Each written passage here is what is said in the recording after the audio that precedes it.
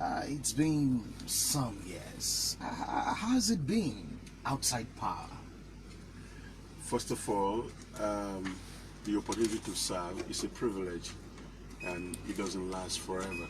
And all of us must recognize the fact that, one day you're going to be out of office and you're going to live like any other person, any citizen of the state. I've had fun. I live in Akure, and since we left office February 23rd, 2009, I remained here and remained in my party. And for the last over 10 years, we remain, citizens of the state. Proud of that we're citizens and that we have played our role at that time. And we hope that opportunity will avail itself for us to play our role one more time. And being here this morning is a real privilege. I came into Crest, FM. It's like a beautiful new London. I congratulate the chairman and all you staff of this place for this wonderful job being done here.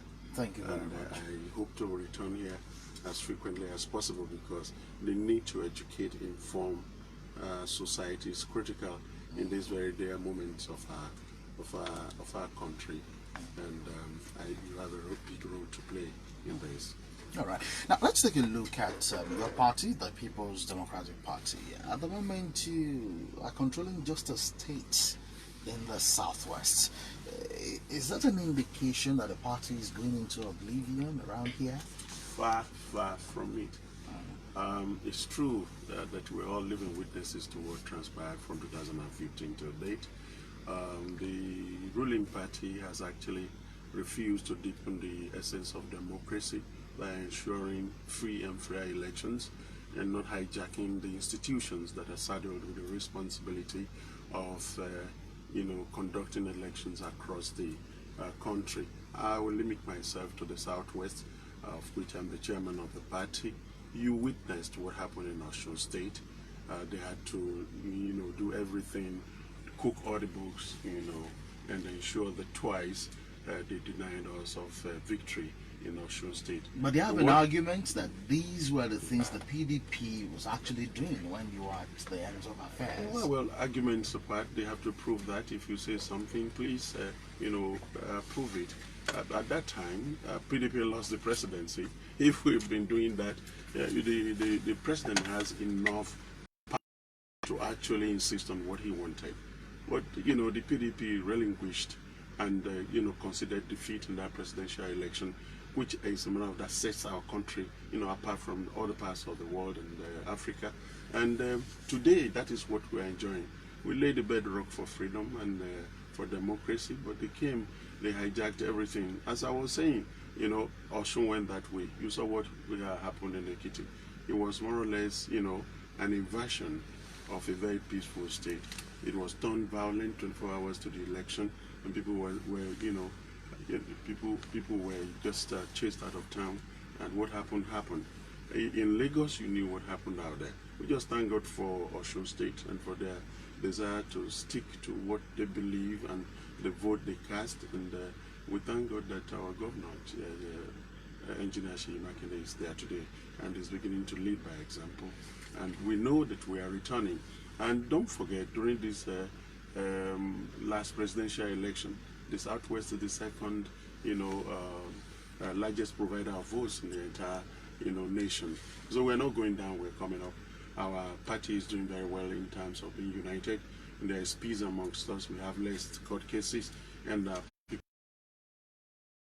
won 2 Senate seats in Ondo State in the last, these people came and they have not done so much in terms of, alleviating the poverty of the people and taking democracy to the next level. They cannot even unite their own party. Okay. Now, Oloroogun Olafeso. Some Nigerians feel that PDP as an opposition party is not vibrant and vocal. What do you think would have been responsible for that?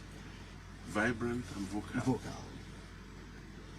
I think certain things can be linked to internal, arrangements within the party, and everything has seasons. I think I agree with you that we've not done enough as an opposition party in insisting on certain things that have been done wrong. The assembly, the state assembly here, that is more or less, dominated by APC, said they found 4.3 billion. And nobody has actually done anything. And my party has yet to actually insist that the right thing should be done. People are being pauperized on a daily basis. Illegal taxes are imposed on them. There is nothing that we are doing to actually defend the people. If your party have been able to identify this, what are you doing? Wait a minute, I'll get there. What we're trying to do is at the time, the appointed time will arrive when we will stand our ground and fight for the needs of the people. And that's the reason why you have a cycle of elections every 4 years for us to be able to tell them what they have done. We are accumulating their misdeeds, and the world will hear about it. For me, I have a quantum that I'm going to ask this government at the appointed time, why they have actually decided to continue to destroy the legacy of Ajashi, Adifarati, Agagu, and Mimiko in the areas of education, in the areas of infrastructure, in the areas of medical health. And we are getting set to begin to ask questions on behalf of the ordinary man on the street. Believe me, it's been a very, very difficult time for our people, and the level of poverty is so granulating that you yourself, you go out on a daily basis and you see the kind of thing that our people are going through. The COVID-19 thing came and exposed our underbelly as an underdeveloped country and state, and it shows that the long walk to freedom is yet to commence, and we do the best we can to strengthen ourselves. So we are not doing the best as much as we should be doing at this time, but time will provide itself for us to do far more than this, and we make the entire state understand the fact that a lot of things have gone wrong within the last 4 years.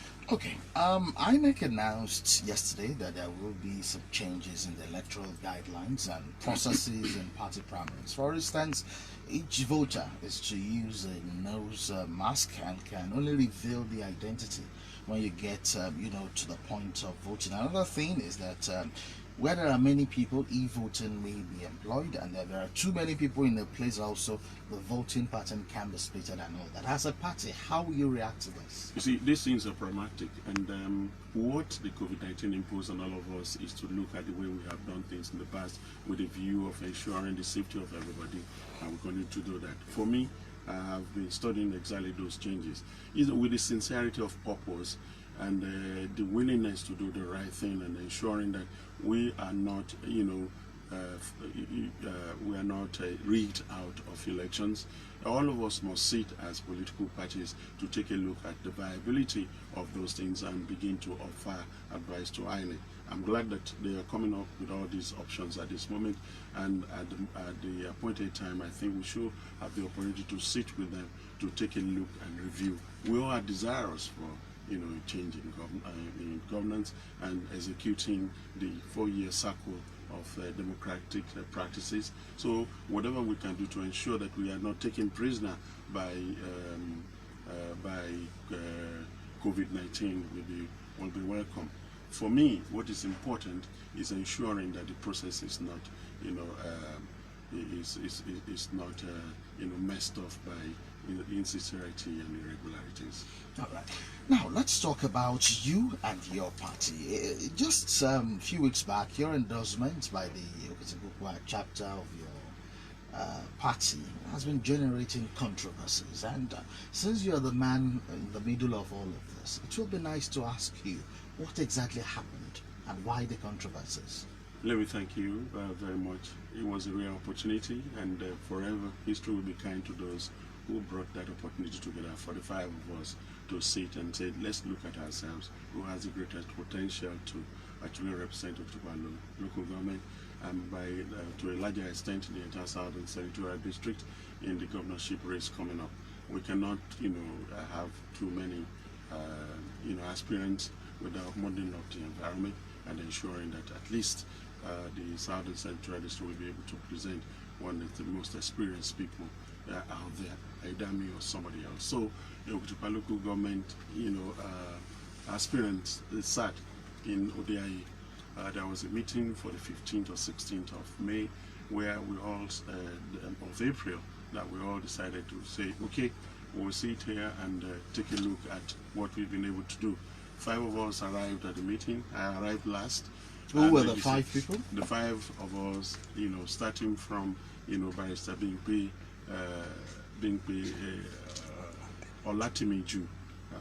a doctoral student in law, and an attorney of the Federal Republic of Nigeria, a notary public, Engineer Ogunwa Oboli was there. I was there. Senator Kunlere was there. Boluwaji Kunlere was there, and Benson Akingboye were there. The motion was moved by Benson Akingboye for us to actually streamline us to one, who was equally supported by Kunlere, who offered the prayer before the commencement of the program. In the final analysis, without wasting your time, 3 of us voted one way. Myself, Engineer Oboli Ogunwa, and Barrister Bingbe Olatimiju. The 3 of them voted. I voted for myself. Bingbe voted for me. Oboli voted for me. That's 3-1-1. And we all shook hands. Benson Akingboye said he's going to offer his office in Akure for me. And Kunlere, said the prayers for all of us. And we went there, we had dinner together, we had lunch together, and we took a group photograph that is known to the world. I'm surprised that there will be other, suddenly, immediately after 24 hours later, people reneged on what, they signed. We signed our documents, and we have, a communique written and signed by all of us, and then suddenly, 24 hours later, they reneged. It cast aspersion on the integrity of an individual who participated in something that was so clear and transparent, and then suddenly decided to renege. If you're running for leadership, I think part of the yardstick was that it's integrity and honor. You must be able to account and hold on and admit to whatever you have done. But you see, Otupa is settled now because that decision has been taken, and the leadership of the place is happy that we are moving forward and we have reduced the number of people contesting our place. They have the right, let me tell you, to continue in their own quest for power, because there is a process laid down by the constitution of the party and the electoral guideline that you must follow. So the usual shadow elections and all that is to help the party take certain decisions and help them streamline how the final decision is taken. So for us, we're moving on, and it's been very, there's no controversy. Just about 24 hours after your endorsement, another came endorsing Mr. Banji Okwomo. How do you marry the two together? I'm not from Ilaje local government. Yes. Banji Okwomo is from Ilaje local government. The Ilaje local government will take a decision that they want to, and the leadership there, you have, divergent opinion as to what happened. But be that as it may, the people of Ilaje local government will take a decision in the final analysis of where they are going. But I want to challenge all our people. The truth is, no matter how difficult it is, we must remember that if we are not united to fight the opposition, it will be a lost battle. So everything we are doing, we must remember that the party comes first. As the zonal chairman, I'm aware of my responsibility, a guiding force and a force of unity amongst my people. And for those that are very close to me, this is not a do or die affair that you must grapple with it. It is our desire to provide leadership in this most difficult time in the lives of this state and our people, and to ensure that we collectively wrestle power from APC for the betterment of our people, for the improvement of our economy, and to ensure that we put Ondo State where it belongs in this country as one of the leading states even before now. If you will be contesting in the governorship primaries of your party, when will you resign as vice chairman? The electoral guideline stipulates that you can resign 7 days to your collecting the form to run. So essentially, the 7 days window is available. We won't be collecting our forms until early June or middle June, and at that moment in time, I must have satisfied the processes and eventually move on to contest this election. Now let's take a look at your party and this narrative of a southern agenda and all that. From 1999, the candidates of the PDP basically, they've all been from the south, except in 2016 when we had someone from the central. So why then do you think the PDP should go to the south again for a Guber candidate? You see, that question, anytime it comes up, because for those that are very close to me, I don't believe in geography when it comes to leadership. It's sensitive for development and ensuring that society is taken to a higher level. But the truth is that we must take a clear look, and what happened was that it is not that the South has always been, the one, picking, the ticket of the party. PDP took the ticket in 2016, and that's my brother Itayo Jegede who ran. If I remember collectively, maybe